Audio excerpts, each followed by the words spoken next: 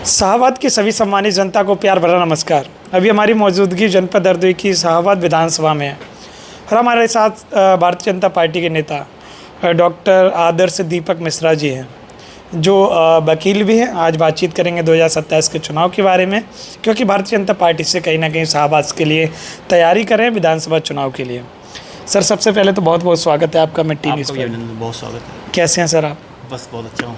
27 का चुनाव करीब है, सरगर्मियाँ तेज़ हो गई हैं। क्या लग रहा है, शाहाबाद के हालचाल क्या है? शाहाबाद तो बहुत अच्छा है। शाहाबाद तो बहुत अच्छा है और पूरा उत्तर प्रदेश ही बहुत अच्छा है, क्योंकि उत्तर प्रदेश के यशस्वी मुख्यमंत्री जी लगातार चुनावी मूड में रहते हैं। विकास की गंगा लगातार पूरे उत्तर प्रदेश में बह रही है, तो हम सब लोग तैयार हैं चुनाव के लिए। पूरी ताकत के साथ हम लोग चुनाव लड़ने के लिए तैयार हैं। तो 2027 के चुनाव में क्या लग रहा है, शाहाबाद में कैसी परिस्थितियाँ रहेंगी?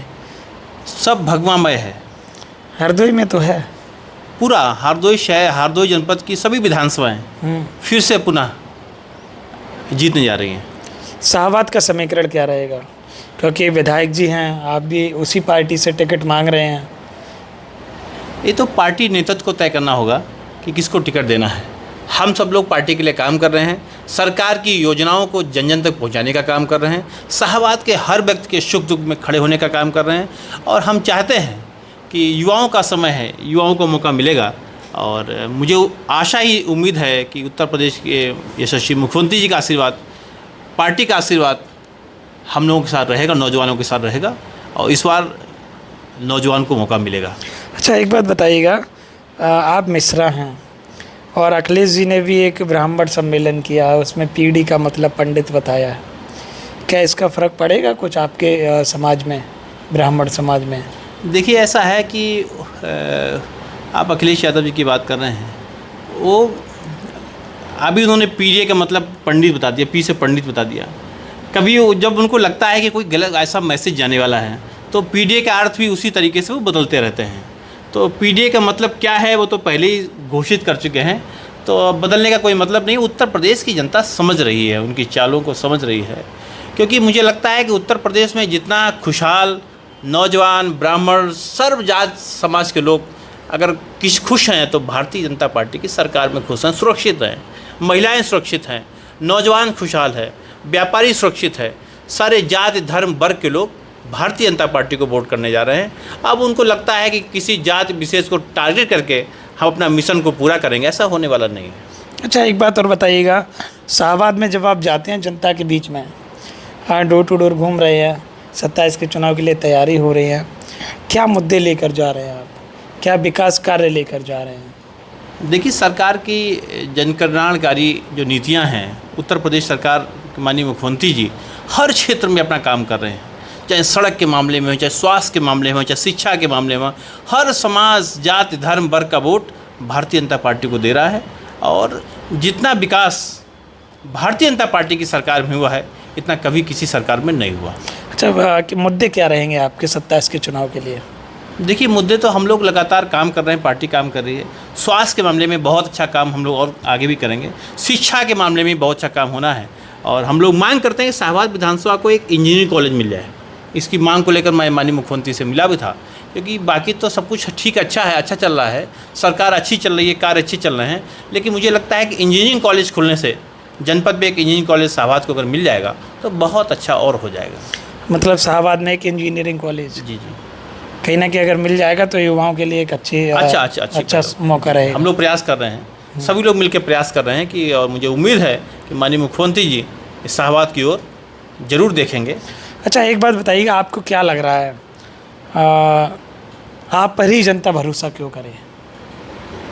देखिए, ऐसा है कि नौजवान जो होता है ऊर्जावान तो होते ही है, और हम लोग जिस तरीके से शाहाबाद का नौजवानों का साथ, बुजुर्गों का आशीर्वाद जिस तरीके से हमें मिल रहा है, तो मुझे उम्मीद है कि सब अच्छा ही अच्छा होने वाला है।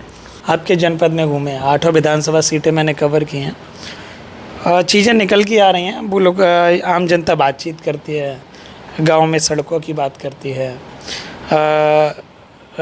जो छात्र लोग हैं, युवा लोग हैं, नौजवान हैं, वो लोग कहीं ना कहीं शिक्षा व्यवस्था अच्छी की बात करते हैं। बहुत सारे लोग हैं स्वास्थ्य की भी बात करते हैं, कहते हैं कि ये थोड़ा सरकार बढ़िया है, सरकार योगी की पसंद है, भाजपा पसंद है, पर ये चीज़ें ठीक हो जाएं। दिक्कतें होती हैं आम जनता को, जनता ये बोल रही है। देखिए, स्वास्थ्य के मामले में हरदोई में मेडिकल कॉलेज देने का काम किया, ट्रामा सेंटर भी हरदोई को है, मिला है। तो बहुत सौभाग्यशाली हम लोग हैं कि अच्छा जनपद है और विकास की गंगा बह रही है। आपको बता दें, शिक्षा के मामले में इतना अच्छा काम हो रहा है। लगातार देखिए, हमारे यहाँ कॉलेज हैं, राजकीय महाविद्यालय है, पॉलिटेक्निक है, ITI है, सभी सब कुछ ठीक चल रहा है, अच्छा चल रहा है। और सड़कों का जाल जितना इस सरकार में बिछा है, अभी तक की सरकार, किसी सरकार में इतना काम नहीं हुआ। आप जिधर भी निकल जाएंगे आपको अच्छी सड़कें दिखाई पड़ेंगी, अच्छे पुल दिखाई पड़ेंगे, लगातार हाईवे बन रहे हैं, आप देख रहे होंगे। तो हरदोई दिन प्रतिदिन तरक्की की ओर जा रहा है और इसकी पूरा श्रेय उत्तर प्रदेश के यशस्वी मुख्यमंत्री माननीय योगी आदित्यनाथ जी का है। लग रहा है 27 में पुनः आ रही है, तीसरी बार फिर योगी सरकार, भाजपा सरकार। कितनी 403 में से? आपकी देखिए, आपकी मुझे लगता है प्रचंड जीत होने जा रही है। प्रचंड जीत? हाँ, बिल्कुल। दिल्ली के जंतर मंतर में जो आंदोलन हुआ उसके बाद इस्तीफा किया गया भारतीय जनता पार्टी सरकार में। राजनाथ सिंह जी कहते थे कि हमारी सरकार में इस्तीफे नहीं होते हैं, क्या उसका फ़र्क पड़ेगा? छात्रों में आक्रोश देखने को मिला। देखिए, छात्रों का आंदोलन तो ठीक है, छात्र अपनी मांग कर रहे हैं, लेकिन उस आंदोलन के पीछे कौन लोग हैं? राजनीतिक दलों के लोग भी शामिल हो गए। वो अपनी रोटी सेकने का काम कर रहे थे। अरविंद केजरीवाल जी वहाँ पहुँच गए, राहुल गांधी जी वहाँ पहुँच गए। तो छात्रों का आंदोलन वो रहा कहाँ? आंदोलन हो रहा था, लेकिन छात्रों के आंदोलन को प्रभावित करने के लिए राजनीतिक दलों के लोग, विपक्षी लोग वहाँ पहुँच गए। तो मुझे लगता है राजनीतिकरण हो गया उसका आंदोलन का। उसका फ़र्क पड़ेगा क्या यूपी विधानसभा चुनाव में? माननीय देश के यशस्वी प्रधानमंत्री जी सब देख रहे हैं, सब अच्छा चल रहा है। अभी हाल ही में उपचुनाव हुआ, उसमें भाजपा की हार हुई है। देखिए, लगातार उत्तर प्रदेश तरक्की की ओर जा रहा है। लगातार मोदी जी तीसरी बार और योगी जी भी तीसरी बार उत्तर प्रदेश के मुख्यमंत्री बनने जा रहे हैं। ये कुछ नहीं, विरोधियों की चाल है और कुछ नहीं है। वो तो इलेक्शन हुआ है, वहाँ विरोधियों की चाल देखिए, आप देख सकते हो, लगातार जहाँ चुनाव होता है तो जनता है, जनता ठीक है, लेकिन मुझे लगता है आगे आने वाले जो परिणाम होगा, हम लोग और मेहनत करेंगे, अच्छा रिजल्ट आने वाला है। वो पार्टी जो कहती है विश्व की सबसे बड़ी पार्टी, ठीक है, और उस पार्टी के राष्ट्रीय अध्यक्ष नितिन नवीन जी अपना स्वयं बूथ हार जाते हैं। कहाँ कमियाँ रहीं? कमी रही या नहीं रही? नहीं, देखिए, ऐसा होता है, जनता का मन है, कुछ अगर कमियां रह गई हैं उसको सुधारने का काम हम लोग करेंगे। इसका मतलब ये नहीं कि कोई अगर हम लोग कुछ कमियां रह गई तो उसको हम छोड़ देंगे, नहीं, उस पर विचार करेंगे। कमियां मानते हैं, पार्टी मंथन कर रही है और विचार कर रही है, और आगे सब अच्छा ही अच्छा होगा। अच्छा, अखिलेश जी के बारे में और क्या कहना चाहेंगे? वो भी कहीं ना कहीं यूपी में अच्छी दमदारी दिखा रहे हैं। 24 में भी वापसी किया उन्होंने। 5 सांसद हुआ करते थे, 5 से डायरेक्ट 37 पर गाड़ी पहुंची उनकी। देखिए, उत्तर प्रदेश में कोई इतना बड़ा चेहरा नहीं है, माननीय योगी आदित्यनाथ जैसा चेहरा। पर वो मुख्यमंत्री रह चुके हैं उत्तर प्रदेश। हाँ, रह चुके हैं, लेकिन उनको लोगों ने नकार दिया है, जनता ने नकार दिया है। अब कुछ होने वाला नहीं है। अब कुछ होने वाला कुछ नहीं होगा। अगर आपको विधायकी की टिकट मिलती है, आप विधायक बनते हैं, तो शाहबाद के लिए 5 विकास कार्य क्या करेंगे? देखिए, सबसे बड़े काम स्वास्थ्य के मामले में हम अच्छा काम करेंगे। स्वास्थ्य के मामले में जिस हम चाहते हैं, न्याय पंचायत स्तर पे एक ऐसा स्वास्थ्य का अच्छा केंद्र खुलेगा कि जिससे लोगों को जाना नहीं पड़ेगा बाहर। और स्वास्थ्य के मामले में हम अच्छा से अच्छा काम करने का काम करेंगे। शिक्षा के मामले में मैंने बताया, इंजीनियरिंग कॉलेज अगर पार्टी मुझे टिकट देती है, या मैं माननीय मुख्यमंत्री से मैंने मांग किया है, तो इंजीनियरिंग कॉलेज देने को काम हम लोग करेंगे।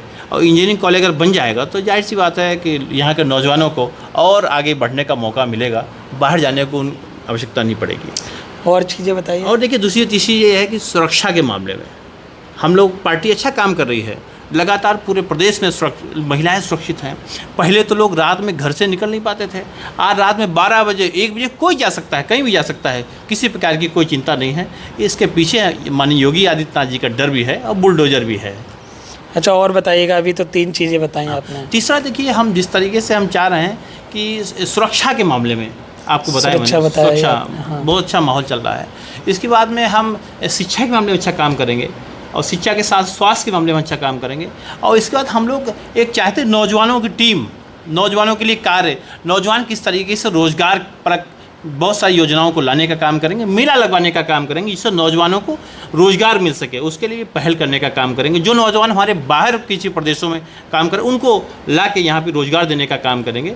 और हमारी सरकार लगातार कर भी रही है। लगातार सरकार की योजनाएं आप देखेंगे, हर जात धर्म वर्ग के लिए यहाँ पे काम हो रहा है, तो बहुत अच्छा काम हो रहा है। हम हर तरीके से नौजवानों को, बुजुर्गों को, सबको सम्मान देने का काम करेंगे। और यहाँ हमारी एक इच्छा ये है कि हम सारे बुजुर्गों को, जो हमारे बुजुर्ग साथी हैं, उनको फ्री यात्रा भी करने का काम करेंगे। हर रविवार को यहाँ पर हम बुजुर्गों को, यहाँ पे धार्मिक अयोध्या है, वृंदावन है, मथुरा है, वहाँ पर भी ले जाने का काम करेंगे। और चौथी बात, मैंने पाँचवीं बात ये है कि मेरा अभियान है कि हम वृद्धाश्रम से लोगों की घर वापसी कैसे करा सकें, इस पे भी हम लोग काम कर रहे हैं। हम चाहते हैं हर संडे में हम किसी वृद्धाश्रम में जाते हैं और बुजुर्ग की घर वापसी करने का काम करते हैं। और इसे गाँव में आप देखिए, बहुत सारे लोग गरीबी के चलते या अभाव के चलते मोतियाबिंद का ऑपरेशन भी मैं कराता हूँ ठंडक में, गर्मी में तो नहीं हो पाता है। तो हम बुजुर्गों का घर से ले जाते हैं, उनको लेके आते हैं, मोतियाबिंद का ऑपरेशन कराते हैं, फिर उनको घर पे छोड़ने का काम करते हैं। तो हर क्षेत्र में, नौजवानों के क्षेत्र में, रोजगार के क्षेत्र में, सारे क्षेत्रों में हम लोग काम करेंगे। और पार्टी लगातार काम भी कर रही है, अच्छा काम कर रही है, कोई टक्कर नहीं है इसकी, कोई टक्कर नहीं, कोई टक्कर नहीं है। अच्छा, शाहबाद में बीजेपी से किसको चुनौती है, मतलब आप किसको चुनौती मानते हैं? देखिए, भाजपा की लड़ाई सपा से ही होगी, सपा से ही होगी, लेकिन सपा में कुछ है नहीं, कुछ है नहीं, कुछ है नहीं। अच्छा, आपके जो विकास कार्य रहेंगे वही रहेंगे, शिक्षा, स्वास्थ्य, रोजगार और गरीब जनता की सुनवाई करना, हाँ। उनके विचारों को अपने विचारों में उतार कर उनकी चीज़ें कहीं ना कहीं, जैसे आपने बताया कि बुजुर्गों को जो वृद्धाश्रम में घर वापसी कराना और समाज सेवा करना। मेरी एक पहल और है कि बहुत लोग जिस तरीके से आप देखते हैं गांव-गांव विवाद हो रहे हैं, तो हम लोग क्या करते हैं, मैंने एक अधिवक्ताओं की टीम नियुक्त कर दी है अपनी विधानसभा में, करीब 21 लोगों को नियुक्त किया है। वो क्या करेंगे, किसी की समस्या है, किसी को विधिक राय की आवश्यकता है, आर्थिक अभाव के चलते वो उनको न्याय नहीं मिल पा रहा है, उनको हम लोग निःशुल्क न्याय दिलाने का भी काम लगातार पूरी विधानसभा में कर रहे हैं। आपकी टीम कर रही है? हाँ, पूरी अधिवक्ताओं की हमारी टीम कर रही है। और नौजवानों की टोली, जो किसानों की समस्या है, बहुत सारी किसानों की समस्या होती हैं, उन नौजवानों को मैंने 51 नौजवानों को लगाया है पूरी विधानसभा में। वो जा रहे हैं, गांव-गांव जा रहे हैं और लोगों की समस्याओं को सुनने का काम कर रहे हैं। हम भी लगातार जनता के बीच में जा रहे हैं, उनकी समस्याओं को सुनने का काम कर रहे हैं और सरकार की जन कल्याणकारी नीतियों को बताने का भी काम कर रहे हैं। क्योंकि ये विरोधी जो है ना, ये दिग्भ्रमित करने का काम लोगों को कर रहे हैं, विरोधी, हाँ, विरोधी दल के लोग हैं। लेकिन ऐसा जनता सब जानती है, जनता मानती है और जनता देखती भी है किस तरीके से उत्तर प्रदेश सुरक्षित है। आज योगी आदित्यनाथ है, उनका डर है। देखिए, सड़कों पे आप देख रहे हैं क्या हो रहा है, पहले क्या होता था, लड़ाई झगड़ा, फर्जी मुकदमों की लंबी कतारें हुआ करती थी। आज नहीं, जो जायज़ है वो हो रहा है, लेकिन नाजायज़ किसी को सताया नहीं जा रहा। ये कहीं हो सकता है तो भारतीय जनता पार्टी की सरकार में हो सकता है। अच्छा, आखिरी संदेश क्या देना चाहेंगे शाहबाद की जनता के लिए? मैं चाहता हूं कि 2027 की बहुत अहम लड़ाई है। इस लड़ाई में, इस युद्ध में युद्ध ही है, क्योंकि विरोधी देख रहे हो किस तरीके से चाल चल रहे हैं। कहीं ब्राह्मण पे आते हैं, कहीं क्षत्रिय पे आते हैं, कहीं जात धर्म पे आते हैं। लेकिन मुझे लगता है कि उत्तर प्रदेश सद्भाव वाला प्रदेश है। यहाँ पर उत्तर प्रदेश के यशस्वी मुख्यमंत्री किसी के साथ भेदभाव नहीं करते। भारतीय जनता पार्टी किसी के साथ भेदभाव नहीं करती है। आपसी भाईचारा, आपसे लगाव, आपसी मोहब्बत से हम लोग आगे बढ़ेंगे और 2027 की इस लड़ाई में हम लोग जीतने का काम करेंगे। तीसरी बार उत्तर प्रदेश के यशस्वी मुख्यमंत्री योगी आदित्यनाथ जी को हम लोग बनाने का काम करेंगे। आप बताइए आपको क्या लग रहा है 2027 के चुनाव के बारे में? आदर्श दीपक जी मौजूद थे, 27 के चुनाव के लिए कहीं ना कहीं खुल के चर्चा की है और जीतने का दावा किया है। अगर आपको टिकट मिलती है, आप चुनाव लड़ते हैं, तो कितने से आपकी जीत होगी? आखिरी सवाल ये और रह गया। देखिए, भारतीय जनता पार्टी जीतेगी। आप कितने वोटों से जीतेंगे अगर टिकट मिलती है तो? अगर टिकट मुझे मिलता है तो मुझे पूरा भरोसा है, शाहबाद की सम्मानित जनता से मुझे भरोसा है, मैं 50,000 से ज़्यादा वोटों से 50,000 जीतूंगा। तो आपने देखिएगा 50,000 वोटों से कहीं ना कहीं जीतने का दावा किया। आप बताइएगा आपको क्या लग रहा है शाहबाद विधानसभा के जो भी आपके मुद्दे हों, जो भी समस्याएं, जो भी दिक्कत हो, आप लोग कमेंट करिएगा, खुलकर कमेंट करिएगा। आपके सभी मुद्दे आपके विधायक, आपके जनप्रतिनिधि तक, आपकी सरकार तक पहुंचाने की पूरी कोशिश करेंगे। बहुत बहुत धन्यवाद, आपने कीमती समय दिया, उसके लिए बहुत बहुत आभार आपका। ठीक है, और इस पहल को भी मैं धन्यवाद देता हूँ कि आप जैसे नौजवान उत्तर प्रदेश में निकले हैं, जन जन की भावनाओं को समझने का काम कर रहे हैं और धरातल पर उतारने का काम कर रहे हैं। इसके लिए मैं दिल की गहराइयों से आपका स्वागत करता हूँ और हरदोई की ओर से बहुत बहुत आपका अभिनंदन करता हूँ। Thank you.